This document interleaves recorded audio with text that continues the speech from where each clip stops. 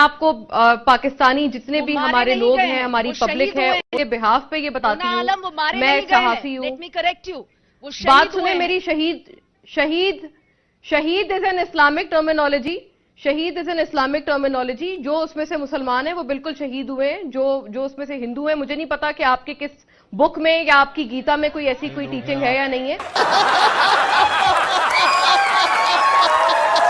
अस्सलाम वालेकुम ख़वातीन हज़रात, मैं हूं आपका मेज़बान सुमैर। तो आज के नए प्रोग्राम में हम आपको खुश आमदीद कहते हैं। दोस्तों, पाकिस्तान की बहुत बड़ी बड़ी सेलिब्रिटीज़ जिनके अंदर ये ख्वाहिश थी कि वो हिंदुस्तान यानी कि बॉलीवुड में जाकर अपनी एक्टिंग का लोहा मनवाएं, वहाँ की फिल्मों में काम करें, वहाँ के बड़े बड़े प्रोजेक्ट्स में काम करें, और उनकी ये ख्वाहिशात पूरी भी हुई। और अपनी इन ख्वाहिशात को पूरा करने के लिए डायरेक्टर, प्रोड्यूसर और उसके साथ साथ उनके बड़े बड़े स्टार्स की जायज़ नाजायज़ बातों को भी उन्होंने बर्दाश्त किया होगा। लेकिन इन्हीं चीज़ों को देखते हुए उनके एंकर और होस्ट जितने भी लोग थे, उन्होंने ये सोचा ये लोग हिंदुस्तान में आकर काम कर रहे हैं और यहां से पैसा भी कमा रहे हैं, नाम भी बना रहे हैं, अब हम इनके वतन अजीज पाकिस्तान के बारे में कुछ भी ऐसा सवाल करेंगे, उसके बारे में इंसल्ट करेंगे तो ये लोग बर्दाश्त कर लेंगे। लेकिन पाकिस्तान की वो बड़ी बड़ी सेलिब्रिटीज जिनके अंदर ये ख्वाहिश थी कि वो बॉलीवुड में जाकर काम करें, उनसे जब पाकिस्तान के खिलाफ कोई भी ऐसा गंदा और घटिया सवाल किया गया तो उन्होंने ऐसी खरी खरी सुनाई कि जिन्हें सुनने के बाद मैं यकीन से कह सकता हूं कि उस एंकर, उस होस्ट ने दोबारा कभी जुर्रत नहीं की होगी कि किसी भी पाकिस्तानी सेलिब्रिटी से उसके वतन अजीज पाकिस्तान के बारे में कोई भी घटिया सवाल या बात करने की जुर्रत कर सकता हो।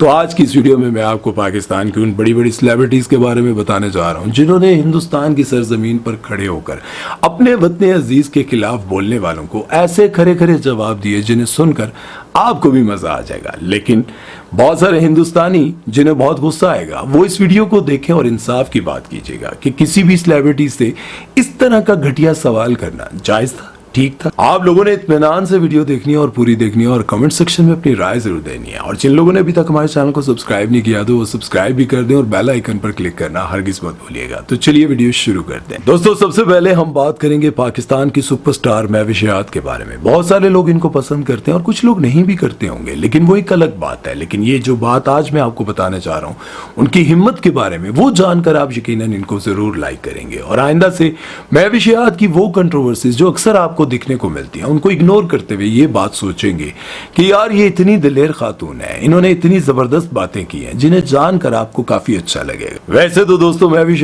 ने पाकिस्तानी सुपरहिट ड्रामों और फिल्मों में काम करके अपनी शोहरत को चार चांद लगाए हुए थे। उनको और शोहरत और पब्लिसिटी की कोई खास जरूरत नहीं थी।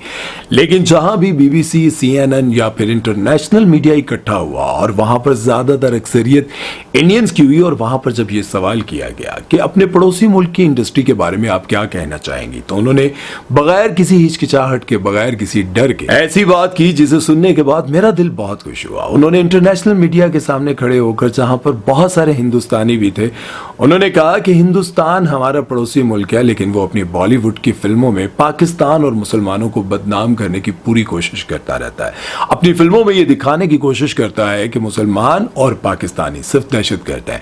वो अपनी फिल्मों में सिर्फ पाकिस्तान को दहशतगर्द डिक्लेयर करने की कोशिश करता रहता है। और इससे देखकर मुझे बड़ी मायूसी होती है। दुनिया की बड़ी इंडस्ट्रियों में से बॉलीवुड एक बड़ी ऐसी इंडस्ट्री है जो कि अपने मैसेज के थ्रू करोड़ों लोगों को सुधारने का काम कर सकती है, लेकिन वो अपनी हर फिल्म में पाकिस्तान को दहशतगर्द डिक्लेयर करने का काम करती रहती है, जिसे देखने के बाद मुझे बड़ा दुख होता है, तकलीफ होती है कि ये पाकिस्तान के खिलाफ इतना जहर क्यों उगलते रहते हैं। These films combined with others that show negative images of Muslims have fueled the rise of Islamophobia.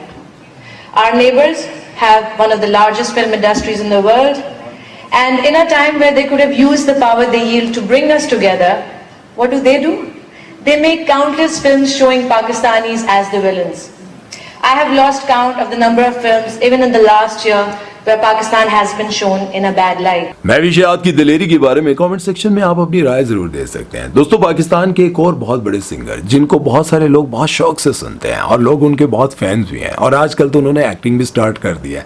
नाम है उनका आतिफ असलम। उन्होंने पाकिस्तान समेत दुनिया भर में बहुत सारे कॉन्सर्ट्स किए और उसके साथ साथ इंडिया में अपना इतना नाम बनाया कि जब भी वो इंडिया जाते और इंडिया जाने के बाद वहां पर किसी भी बड़े रियलिटी शो में उनकी एंट्री होती तो वहां पर बैठे बड़े बड़े जजेस, जिनका इंडिया में बहुत नाम है वो भी उनके एहतराम में खड़े हो जाते हैं और उनको जजेस की सीट पर बिठाया जाता है। और इंडिया की बहुत सारी फिल्मों के लिए उन्होंने गाने भी गाए और वहां के डायरेक्टर प्रोड्यूसर्स चाहते थे कि हर एक फिल्म में आतिफ असलम का एक अदद गाना तो जरूर हो, लेकिन उसके साथ साथ वहां के बहुत बड़े कंपोजर सिंगर्स उनको बहुत तकलीफ थी आतिफ असलम से और वो चाहते थे कि आतिफ असलम को किसी ना किसी तरह से इंडिया से भगाया जाए ताकि हमारी जगह बन सके। लेकिन आतिफ असलम अपना नाम बनाते रहे और वहीं उनकी सरजमीन पर खड़े होकर एक एंकर ने, एक होस्ट ने उनसे एक बेहुदा सा सवाल किया कि जब भी आप बॉलीवुड यानी कि हिंदुस्तान की फिल्मों में पाकिस्तानियों को गालियां पड़ते हुए देखते हैं या फिर उनको बुरे किरदार में देखते हैं तो आपको क्या महसूस होता है। उन्होंने सोचा था कि आतिफ असलम जो कि बॉलीवुड में बहुत ज्यादा काम कर रहे हैं और हिंदुस्तान की सरजमीन पर खड़े हैं तो खामोश रहेंगे, लेकिन आतिफ असलम ने आगे से कहा कि वैसा ही महसूस होता है जब आप हमारी फिल्मों में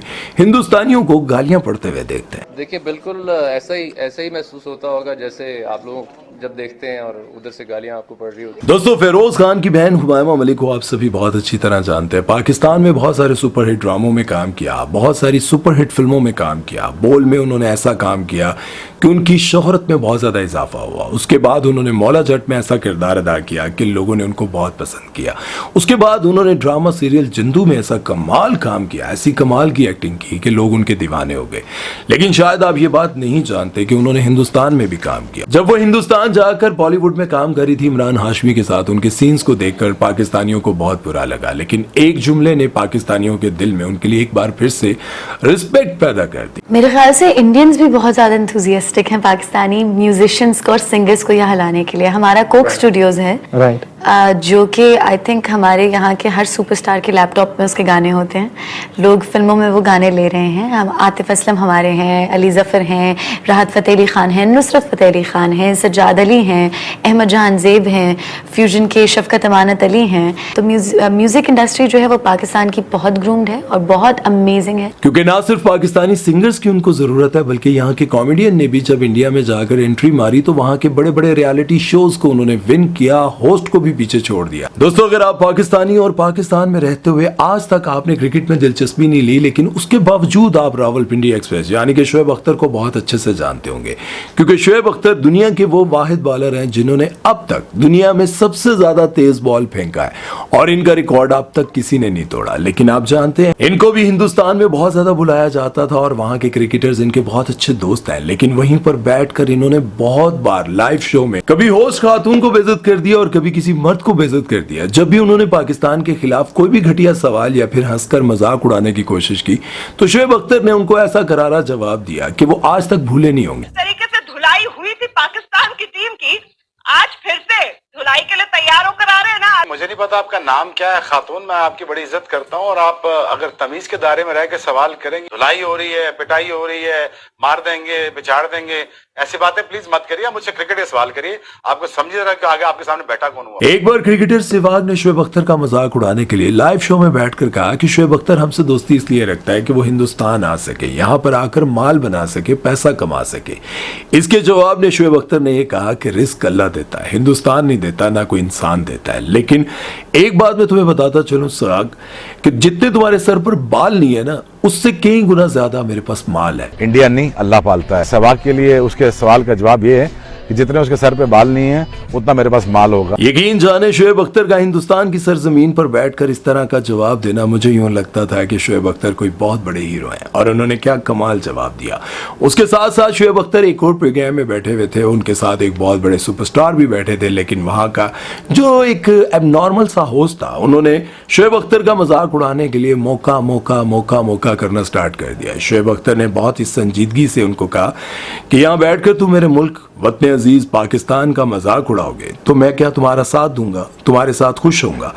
बहुत ध्यान से बैठो, तुम्हें पता नहीं है कि तुम्हारे सामने कौन बैठा हुआ है। यकीन जाने ऐसा कमाल जवाब दिया शोएब अख्तर ने कि सलूट करने को दिल करता है। पूछने बैठे या मजाक उड़ाने बैठे? नहीं, मौका वो म्यूजिक सीरियसली पूछना चाहिए आई मीन लाइक आपको नहीं, वो कपिल पाजी वहाँ पे शुरुआत कर रहे थे उसी चीज की, लेकिन क्या वो ठीक है, आप मजाक में उड़ा सकते हैं। नहीं, मजाक नहीं, कोशिश करिए पाकिस्तान की टीम उड़ा सकते हैं, आप ऐसा कर नहीं सकते। दोस्तों, जनरल मुशर्रफ के बारे में तो आप सभी बहुत अच्छी तरह जानते होंगे और उनके कारनामों के बारे में भी जानते होंगे। सियासी इख्तलाफात अपनी जगह, लेकिन आज जो कारनामे मैं आपको बताने जा रहा हूं उन्हें सुनकर आपको काफी अच्छा लगेगा। हिंदुस्तान की सरजमीन पर बैठकर मुशर्रफ को यह कहा गया, हमारे मुल्क हिंदुस्तान के सामने पाकिस्तान तो कोई चीज ही नहीं है। एंकर ये बताना चाह रहा था कि हिंदुस्तान बहुत ताकतवर मुल्क है और पाकिस्तान उसके आगे एक कमजोर सी शय है, लेकिन इसका क्या करारा जवाब मुशर्रफ ने दिया। उन्होंने कहा कि आप क्या समझते हैं कि आप थप्पड़ मारकर हमें चले जाएंगे और हम खामोश रहेंगे? आप थप्पड़ मारेंगे तो हम आपको मुक्के मारेंगे। हम कोई छोटा मोटा मुल्क है जिसको आप थप्पड़ मार के चले जाएंगे? क्या ये बात है? क्या नहीं, आप थप्पड़ मारने आएंगे तो हम आपको मुक्का मारेंगे। और एक और प्रोग्राम में जब जनरल मुशर्रफ से होस्ट ने यह पूछा कि आपको कारगिल की जंग हार कर कैसा लगा, आपको कैसा फील हो रहा था जब हिंदुस्तान आपको मार रहा था, और इसका जवाब देने से पहले जनरल मुशर्रफ को पहले हंसी आई और उसके बाद उन्होंने जवाब ऐसा दिया कि सुनने के बाद होस्ट जो है वो खामोश हो गया था। उन्होंने कहा कि कारगिल की जंग में हमने आपको आपकी गर्दन से पकड़ लिया था। राहुल, ये आप अपने किन ख्वाबों में, किन ख्यालात में रह रहे हैं? कारगिल में आपको हमने गर्दन से पकड़ दिया था, ठीक है?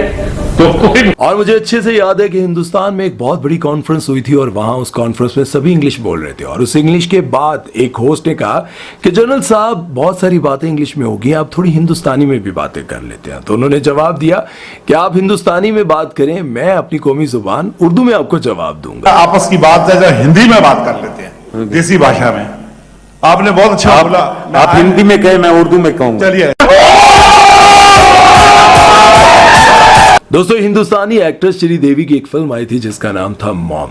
इस फिल्म में पाकिस्तानी एक्टर सुपरस्टार अदनान सिद्दीकी ने भी मेन किरदार अदा किया था, यानी कि हीरो यही थे, और उसके साथ सज्जल ने भी काम किया था। सज्जल अली ने श्रीदेवी की बेटी का किरदार अदा किया था। उस फिल्म के बाद अदनान सिद्दीकी से हिंदुस्तान में एक इंटरव्यू लिया गया और पूछा कि आपको कैसा लग रहा था सेट पर। तो उन्होंने कहा कि मुझे सेट पर एक चीज बहुत बुरी लगती थी। सब जानते थे कि हम मुसलमान हैं, लेकिन उसके बावजूद सेट पर जब पूजा होती थी तो हमें इन्वॉल्व करने की पूरी कोशिश की जाती थी, हमसे भी पूजा करवाने की कोशिश की जाती थी, जबकि मैंने पहले ये कह दिया था कि हमसे ये उम्मीद ना रखे कि हम सेट पर सुबह आते हुए पहले पूजा करेंगे, क्योंकि हम मुसलमान हैं।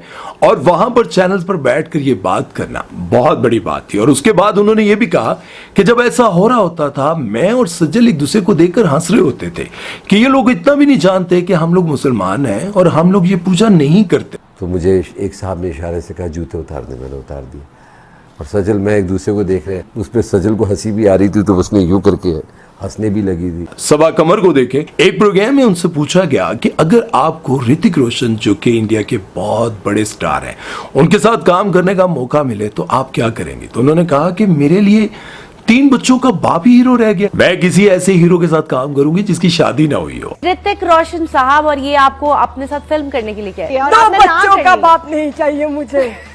नहीं, फर्ज करें शादी नहीं हुई और बच्चे भी नहीं है, आप तो भी नहीं। He is not my type, not my cup of T. Next. आप सोचें कि जिन्होंने इरफान खान के साथ काम किया, इरफान खान के साथ वो फिल्म की जो कि हिट हुई और उस फिल्म ने काफी बिजनेस भी किया, लेकिन उसके बावजूद सबा कमर ने ये बात कहकर सबको चुप करवा दिया। दोस्तों, अब मैं आपको पाकिस्तानी एक ऐसी एक्ट्रेस के बारे में बताऊंगा जिनको आपने स्टेज पर भी काम करते हुए देखा, फिल्मों में भी काम करते हुए देखा और बहुत पैसा भी उन्होंने कमाया और बहुत बड़ी बड़ी कंट्रोवर्सीज में भी वो घिरी रहती है। नाम है उनका नरगिस। लेकिन उमर शरीफ के प्रोग्राम में जब उनको बुलाया गया और उनसे पूछा गया कि आप कैसा फील करती हैं जब हमारे पाकिस्तानी एक्टर्स इंडिया में जाकर काम करते हैं, और आपको कैसा फील होता है, आपके अंदर ख्वाहिश पैदा होती है कि आप भी हिंदुस्तान जाकर काम करें? तो नरगिस ने इसका जवाब देते हुए ये कहा कि हमारी एक फीमेल एक्ट्रेस थी जो हिंदुस्तान गई और शाहरुख खान वहां पर आए और उनसे कहा गया कि ये पाकिस्तानी एक्ट्रेस फलां है। तो उन्होंने कहा कौन सी है, मैं नहीं जानता इनको, सॉरी मैंने इन्हें कभी नहीं देखा। तो मुझे बड़ा बुरा लगा और मेरी जिंदगी की ये ख्वाहिश है कि जब भी कभी शाहरुख खान मेरे सामने आए और मैं उनसे ये कहूँ, मेरी जिंदगी की एक ही ख्वाहिश है कि किसी दिन शाहरुख खान मेरे सामने आए, मैं उसको कहूँ तुम कौन हो, मैं नहीं जानता। अच्छा, जैसे कि मैंने आप सबको शुरू में बताया कि पाकिस्तानी बहुत सारे एक्टर्स की ये ख्वाहिश होती है कि वो हिंदुस्तान यानी कि बॉलीवुड की फिल्मों में जाकर काम करें, वहां पर अपना लोहा मनवाए, वहां पर नाम बनाए। बहुत सारे एक्टर्स की ये ख्वाहिश होती है, लेकिन उसके साथ साथ पाकिस्तान के कितने बड़े एक्टर जिनको वाकई सभी जानते हैं, जिनका नाम है शान शाहिद, बहुत सारी सुपरहिट फिल्मों में काम किया, बहुत बड़े बड़े प्रोजेक्ट्स में काम किया। फिल्म इंडस्ट्री फ्लॉप होगी, जो कुछ भी हुआ वो अपनी जगह, लेकिन पाकिस्तान के बहुत बड़े एक्टर हैं जिनको हिंदुस्तान से बेशुमार सुपरहिट फिल्मों की ऑफर्स आई। गजनी में उनको काम करने की ऑफर आई, आमिर खान ने उनको कास्ट करने के लिए उनका बजट भी बढ़ाया, उनसे खुद बात भी की और रिक्वेस्ट भी की, लेकिन उन्होंने उसका जवाब बहुत जबरदस्त दिया। उन्होंने कहा कि मैं पाकिस्तानियों के दिलों में बसता हूं, मैं वहां आकर आपसे मार खाता हुआ अच्छा नहीं लगूंगा, क्योंकि अगर मेरा किरदार नेगेटिव है और मैं आपसे मार खा रहा हूं तो मेरे पाकिस्तानियों का दिल दुखेगा। और उसके साथ साथ उन्होंने ये भी कहा कि पाकिस्तानी सस्ती शोहरत के लिए हिंदुस्तान जाकर काम करते हैं और अपने मुल्क का नाम डिबोते हैं, वहां पर अपनी इंसल्ट भी करवाते हैं। ये बातें सुनकर मुझे वाकई लगा कि वाकई शान वाले बंदे हैं। अगर आप हम लोगों का खून देखेंगे तो उसको सुर्ख नहीं पाएंगे, उसको हरा पाएंगे। हमने सस्ते में अपना फन नहीं बेचा, हम इंडिया नहीं गए, सस्ती शोहरत कमाने हम इंडिया नहीं जाते, हम अपने मुल्क में रहते हैं और यही काम करते हैं और इंशाल्लाह उनको यहाँ लेके आएंगे, हम वहाँ नहीं जाएंगे। इसमें कोई शक नहीं कि हमारे फनकारों की वहां पर बहुत ज्यादा कदर भी की जाती है, लोग उनको बहुत ज्यादा पसंद भी करते हैं। और आप लोगों ने देखा होगा कि जब कॉमेडी का दौर था, पाकिस्तानी एक्टर्स यहाँ से जा रहे थे, सिंगर्स यहाँ से जा रहे थे, सिंगर्स वहां पर विन कर रहे थे, उसके साथ साथ कॉमेडी में इतना इन्होंने नाम बनाया कि कपिल शर्मा अपने शो से गायब हो जाता था और नसीम विक्की जो है वो उनका स्टेज संभालते थे और बड़े बड़े फनकार नसीम विक्की की बातों पर हंस रहे होते थे। और उसके साथ साथ और बहुत सारे ऐसे फनकार हैं भाई, गिनने पर आ जाऊं तो यकीन जाने 2 घंटे की वीडियो हो जाएगी। लेकिन खुशी की बात यह है कि हमारे फनकार वहां पर जब काम करने जाते हैं और काम करते हुए जब पाकिस्तान के खिलाफ कोई घटिया सवाल या बात की जाती है तो वो ठक करके ऐसा करारा जवाब देते हैं कि दिल खुश हो जाता है। देखिए, जिस तरह से आपको अपने मुल्क हिंदुस्तान से बहुत मोहब्बत है, इसी तरह से हमें अपने वतन अजीज पाकिस्तान से बहुत मोहब्बत है। अगर कोई आपके मुल्क हिंदुस्तान के बारे में बुरा कहेगा तो यकीनन आपको बुरा लगेगा, इसी तरह से पाकिस्तान के बारे में कोई बुरा कहेगा तो हमें भी बुरा लगेगा। आप लोगों को पता है, पाकिस्तान की एक बहुत जबरदस्त किस्म की तज्जियाकार हैं जिनका नाम है मोना आलम। इनको वहां पर बहुत सारे प्रोग्राम्स में ऑनलाइन लिया जाता है, इनसे बात की जाती है, इनसे तज्जिया करवाया जाता है। एक जब पुलवामा अटैक हुआ था तो इनको लिया गया, इनसे तज्जिया लिया गया, तो इन्होंने कहा कि हमें बड़ा दुख है, आपके बहुत सारे लोग वहां पर मारे गए। अब जब ये बात हो रही थी तो वहां की जो एंकर थी उन्होंने कहा कि आप ये क्यों नहीं कह रही कि शहीद हुए थे? तो उन्होंने कहा शहीद तो सिर्फ मुसलमान होते हैं और शहीद का वर्ड सिर्फ कुरान पाक में आया है। आपकी गीता में अगर शहीद का लफ्ज इस्तेमाल किया गया तो मैं कहूंगी, लेकिन आपकी गीता में तो ऐसा अल्फाज इस्तेमाल ही नहीं किया गया, तो ये तो सिर्फ मुसलमानों के लिए इस्तेमाल होता है, तो आप कैसे कह सकती हैं? मैं आपको पाकिस्तानी जितने भी हमारे लोग हैं, हमारी पब्लिक है, उनके बिहाफ पे ये बताती हूँ, मैं सहाफी हूँ। बात सुने मेरी। शहीद इज एन इस्लामिक टर्मिनोलॉजी, शहीद इज एन इस्लामिक टर्मिनोलॉजी। जो उसमें से मुसलमान है वो बिल्कुल शहीद हुए हैं, जो उसमें से हिंदू है, मुझे नहीं पता कि आपके किस बुक में या आपकी गीता में कोई ऐसी कोई टीचिंग है या नहीं है। ये जवाब वहां पर देते हुए उन्होंने ये नहीं सोचा कि आइंदा ये मुझे कभी तज्जिए के लिए नहीं बुलाएंगी, कभी ये हमें दोबारा इनवाइट नहीं करेंगी। मुझे खुशी इस बात की होती है कि जब भी कभी इस्लाम और उसके बाद पाकिस्तान के हवाले से जब कोई बात की जाती है तो अच्छा लगता है कि कोई हक की आवाज उठाए, सच के साथ दे। और आपको एक बात यहां पर जरूर कहना चाहूंगा कि सारी वीडियो में, सारी बातों में मुझे महवी शहाद की बात बहुत अच्छी लगी कि महवी शहाद ने यह कहा कि वहां की सारी फिल्मों में सिर्फ ये दिखाया जाता है, गवर्नमेंट जो है वो ऐसी फिल्में बनवाती है कि पाकिस्तानियों को दहशतगर्द डिक्लेयर किया जाए, पाकिस्तान का इमेज पूरी दुनिया में खराब किया जाए, मुसलमानों को गलत दिखाया जाए। तो ये सब कुछ नहीं होना चाहिए, क्योंकि आप अपनी इतनी बड़ी इंडस्ट्री में कोई अच्छा काम भी कर लें, कुछ अच्छा दिखा दे, ताकि ये दोनों मुल्क, इसके आने वाले बच्चे, इनके दिलों में जो नफरत है ना वो ना हो। आज आप ये पाबंदी खत्म कर दे कि एक पाकिस्तानी एक्टर्स नहीं आ सकते, आप यकीन जाने आपके हर चैनल पर पाकिस्तानी नजर आएंगे, आपके हर रियलिटी शो में जीतने वाले सिंगर्स आपको पाकिस्तानी नजर आएंगे, आपकी बड़ी बड़ी फिल्मों में सुपरहिट काम करने वाले लोग पाकिस्तानी नजर आएंगे। तब आपको समझ आएगी कि आपके हिंदुस्तानी जितने सादा लोग हैं, समझदार शरीफ लोग हैं, जिन्हें जंग, लड़ाई, झगड़े से कोई लेना देना नहीं है, वो सिर्फ पाकिस्तानियों को पसंद करेंगे, क्योंकि पाकिस्तानियों की आवाज, टैलेंट, हर चीज दुनिया भर में देखी गई, लोगों ने पसंद किया है। और जब ये पाबंदियां खत्म होंगी आपको मेरी इन बातों की याद आएगी और आपको समझ आएगी कि हम लोग लड़ने की बजाय मिलकर इस दुनिया पर राज कर सकते हैं। लेकिन कौन करेगा, कौन समझेगा? नहीं समझ सकते, क्योंकि गवर्नमेंट नहीं चाहती।